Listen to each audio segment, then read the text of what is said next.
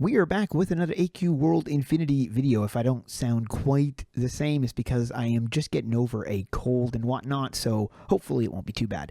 We thought the conversion of items would be the hardest part of AQ World Infinity. We were wrong. The game's story is officially the final boss fight of AQ Worlds Infinity. As I write this, the team has unified with a plan on how to move forward.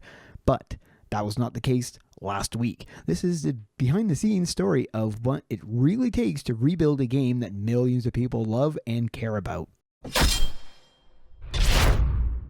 Now, as I read this, there's currently a tech demo going on. Now, it might already be ended by the time this video is uploaded, but if you guys want to stay informed on the tech demos that hit the game, I always post on my posts on my YouTube account when a tech demo is going. So if you guys want to be informed about that, you can just hit that notification bell so you'll be informed when I post in there. That way you can stay up to date with the tech demos and when they are available. In other Infinity news, I created a subreddit for AQ World Infinity since there was none. Now, I'm not a huge Reddit user, however, I felt this platform might help those of you who use that platform and create another community similar to the AE Federation, but this one is harnessed specifically for the Infinity. Speaking of which, in the AE Federation, which is my Discord server, we do have an AQ World section which will be reverted to an Infinity section when Infinity actually launches either later this year or early next year. The team is flying high on the positive vibes from the last tech demo. We finally pulled it off, a full adventure of cutscenes, quests, loot,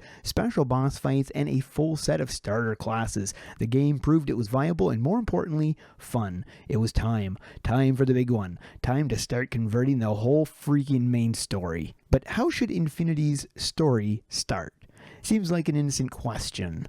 When AQ World was first launched, we started with a design note which told the story of what the Eternal Dragon of Time was slain, or how the Eternal Dragon of Time was slain by Galanoth, and the dragon's hourglass-shaped heart spilled its sands. These sands became the different timelines of our games. This was to convey that it was not a direct continuation of the Dragon Fable story, but rather a similar but entirely different dimension in our multiverse. Now, AQ3D is part of the multiverse, but it also tells its own story. For instance, spoiler alert, Galanoth in the AQ3D story dies. The story opened with the impending attack of Sepulchre. I don't know how to say, I've never known how to say his name properly, and the evil undead Shadow Scythe army preparing to invade. We set the stage for the final showdown between King Altion the Good and Sepulchre the Doom Knight. Millions of players coming from Dragon Fable signed up and played it.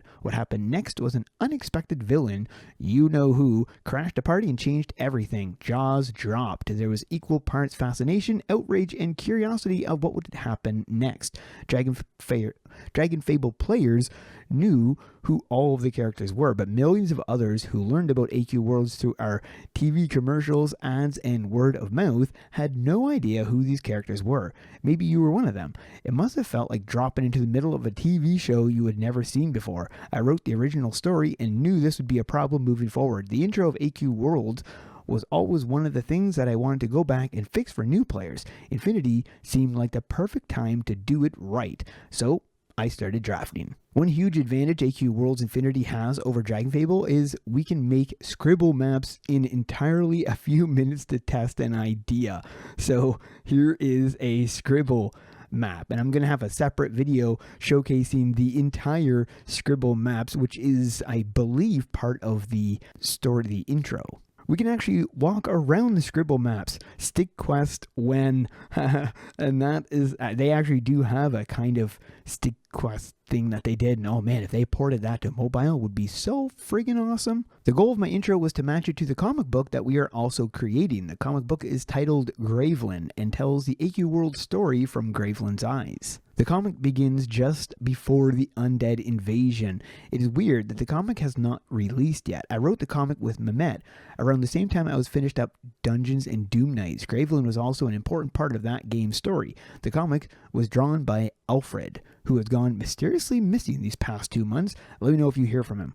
We see Gravelin inside the undead flying fortress. She was born there. She grew up there, raised by the undead inside its walls. It is insinuated she may never have seen the outside world. Possibly she does not even realize she's not undead.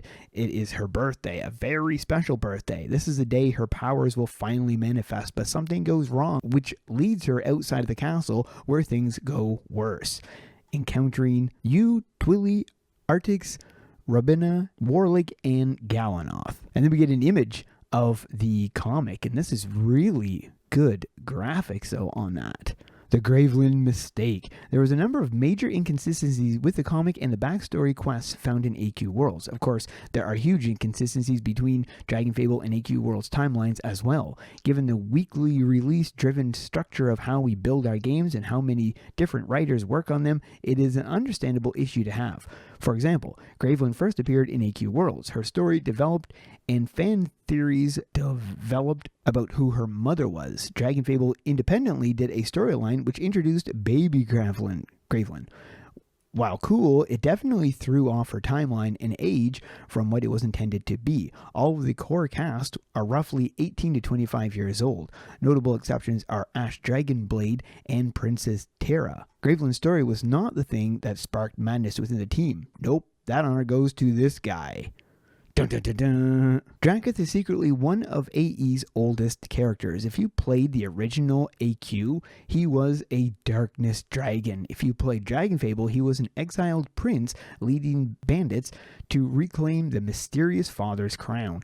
He joins and aids the Doom Knight Sepulchre to achieve his goal. Disaster ensues. Few people know that some of my oldest writing stories, almost a decade before AQ when I was still in grade school, featured Draketh and Artix fighting. Nearly a dozen writers in our studio have different takes on this villainous character. So when I tried to simplify and retcon the moment he got his powers from the amulet, did I stir the hornet's nest. It started World Lore 3. When I showed my idea for the new intro to the team, actually that is not accurate enough. When I showed it to a portion of the team, the second I posted the document in chat, every writer, lore master, content builder descended upon it like a horde of dragons. I knew the teams care about our characters and were super protective of them. I never knew they were that passionate. My first draft caused what can only be explained as a digital fist fight. Digital's chairs were thrown. Metaphoric chainsaws were being revved up, and no, it was not groovy. 3 generations of talented writers with very different visions of AQ World Infinity's long-term future collided into the week-long battle royale of the century. And you know what? I was legit happy they did, because it means they actually care about this game and its future. They actually care about these characters and stories because it means something. Half of the arguments were over what they believed you would think if we did something or did not do something. They were really fixed on building something you would approve of, and it was not just one of them, it was all of them. As you know, we will be running both AQ Worlds and AQ Worlds Infinity at the same time. AQ World will continue getting brand new content. Our production pipeline starts with creating content for AQ World and then converting it using our tools, as Infinity remasters the area on its own to catch up. And because of what happened this week, we're forced to coordinate and plan together in a way that benefits the future of both games. So I ate a senza bean and tried again, this time based on what everyone came up with. Honestly, it feels way better. It's more of a throwback to the original intro with an introduction to some core NPCs and a focus on the looming invasion. It no longer matches the comic book. It is more in line with what the game needs. I guess I missed a word there.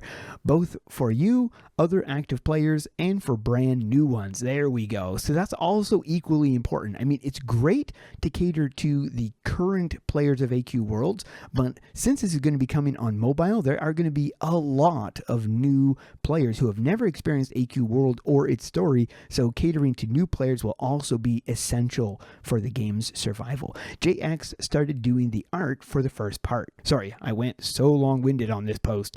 There's actually a lot more I would like to share. Now, he does mention here the tech demo currently going. As I said, it may not be going now once this video is uploaded, but during the filming of it, it still was. All of the reported bugs from the last tech demo have been fixed. We reset everyone's progress and are bringing the servers back up for you to test the fixes.